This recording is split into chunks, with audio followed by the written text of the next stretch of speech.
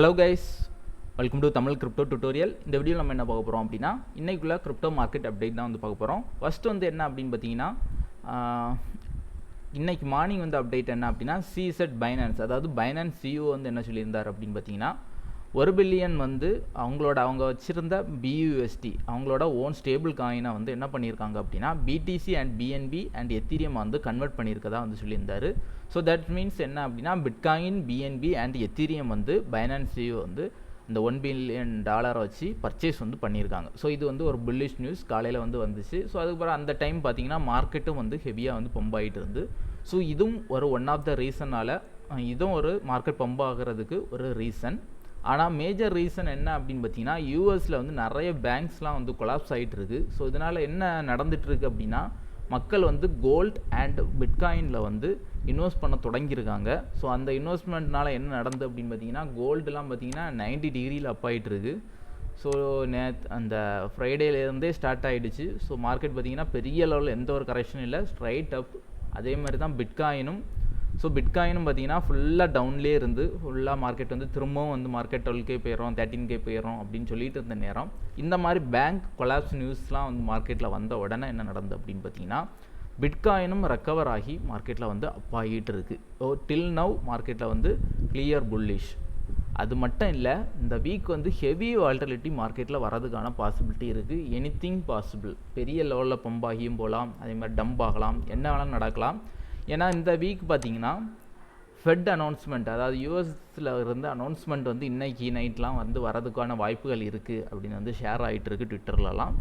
அதை தாண்டி எப்போவுமே வரக்கூடிய news CBI data heavy impact வந்து மார்க்கெட்டில் கொடுக்கும். யூஸ்வலாக அந்த டைம் வருதுன்னா பிட்காயினில் வந்து மேஜர் இம்பேக்ட் கொடுக்கும். ஃபாரெக்ஸ் ஸ்பேஸில் பயங்கரமாக இருக்கும். அதேமாதிரி கோல்டுலலாம் பார்த்திங்கன்னா ஹெவி மூமெண்ட் இருக்கும். ஸோ இதெல்லாம் வந்து நெகட்டிவாக வரதுக்கான, அதாவது பேங்க்ஸ்லாம் கொலாப்ஸ் ஆகிட்டு இருக்கனால யூஎஸில் எல்லாமே வர யூஎஸ்டி நியூஸ் நெகட்டிவாக வரும். அந்த தாட்டில் என்ன நடந்துகிட்டு இருக்குது அப்படின்னு பார்த்தீங்கன்னா, மார்க்கெட் எல்லாமே பம்ப் ஆகிட்டு இருக்குது. பிட்காயினும் சரி, கோல்டும் சரி, எல்லாமே வந்து நடந்துகிட்டு இருக்குது.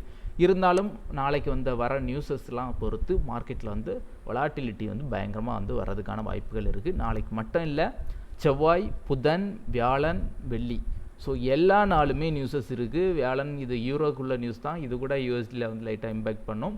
இருந்தாலும் இந்த வீக் ஃபுல்லாகவே நல்லாவே மார்க்கெட்டில் வந்து மூவ்மெண்ட் வரதுக்கான வாய்ப்புகள் இருக்குது. ஸோ எதுக்காக சொல்கிறோம் அப்படின்னு பார்த்தீங்கன்னா, ஃபியூச்சர் ட்ரேட்லாம் மோஸ்ட்லி நிறைய பேர் டெய்லி இன்கமுக்காக ஃபியூச்சர் ட்ரேடிங் பண்ணுவீங்க, லிவரேஜ் வச்சுலாம் வந்து பண்ணிகிட்ருக்கீங்க.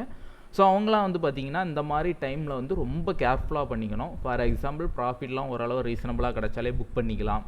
அப்படி இல்லைன்னா ஸ்டாப் லாஸ் வந்து மூவ் பண்ணி வச்சு ட்ரேட் பண்ண கற்றுவாங்க. அப்படின்னா ஃபார் எக்ஸாம்பிள் நல்ல ஒரு ப்ராஃபிட்டில் போய்ட்டு இருக்கும்போது ஸ்டாப் லாஸ் அப்படி நீங்கள் வந்து எப்போவுமே வச்சுருக்க ஏரியாவில் வச்சுக்காமல் மூவ் பண்ணி ப்ராஃபிட்டில் வந்து வச்சுக்கோங்க. ஸோ இந்த மாதிரி அவேர்னஸ், நமக்கு தேவையான நம்ம ஃபண்டை சேவ் பண்ணுறதுக்கான உள்ள வழிமுறைகளை வந்து ட்ரேடர்ஸ் எல்லாம் மஸ்ட் வந்து ஃபாலோ பண்ணிக்கோங்க.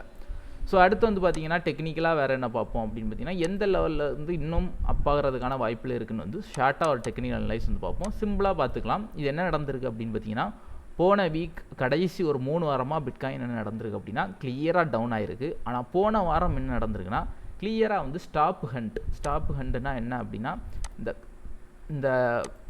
இந்த லெவல், அதாவது இது வந்து ப்ரீவியஸ் சப்போர்ட் லெவல், அதுக்கு கீழே வந்து மார்க்கெட் வந்து என்ன நடந்திருக்குன்னா ஒரு மேஜர் கிராஷ் ஆகிற மாதிரி வந்து ஹண்ட் பண்ணிவிட்டு அந்த வீக்லி க்ளோஸ் வந்து எங்கே வச்சுருக்கு அப்படின்னு பார்த்தீங்கன்னா மேலே வச்சுருக்கு. So that means heavy buying pressure வந்து இந்த 19,500 லெவலில் இருந்து 21,500 வரைக்கும் வந்து மார்க்கெட்டில் வந்து வந்திருக்கு. ஸோ இதை தான் இந்த ஹேமர் கேண்டில் வந்து காமிக்குது. சரியா?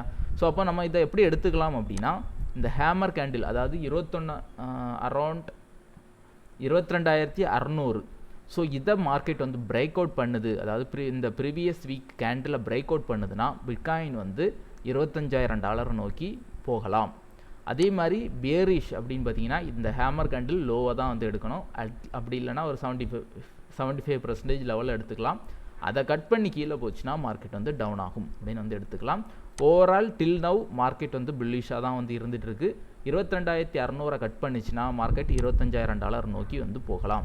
அதே மாதிரி இருந்த $25,000 பார்த்தீங்கன்னா ஒரு கீ ரெசிஸ்டன்ஸ் பாயிண்ட். ஸோ இதையும் பிரேக் அவுட் பண்ணிச்சுன்னா ஒரு $5,000 வரைக்கும் திரும்பவும் வந்து அப் ஆகிறதுக்கான பாசிபிலிட்டி இருக்குது. ஸோ ஓவரால் இதுதான் வந்து டெக்னிக்கலாக பிரேக் அவுட் லெவல்ஸ். இருந்தாலும் நிறைய நியூஸஸ் ஃபண்டமெண்டலாக அதே மாதிரி இந்த வீக் வரதுனால ரொம்பவே வந்து கேர்ஃபுல்லாக வந்து ட்ரேட் பண்ணிக்கோங்க. ஸோ இந்த வீக்கை பொறுத்த வரைக்கும் நல்ல ஒரு மூவ்மெண்ட் மார்க்கெட்டில் வந்து வரதுக்கான பாசிபிலிட்டி இருக்குது. ஓகே கைஸ், தேங்க்யூ ஃபார் வாட்சிங்.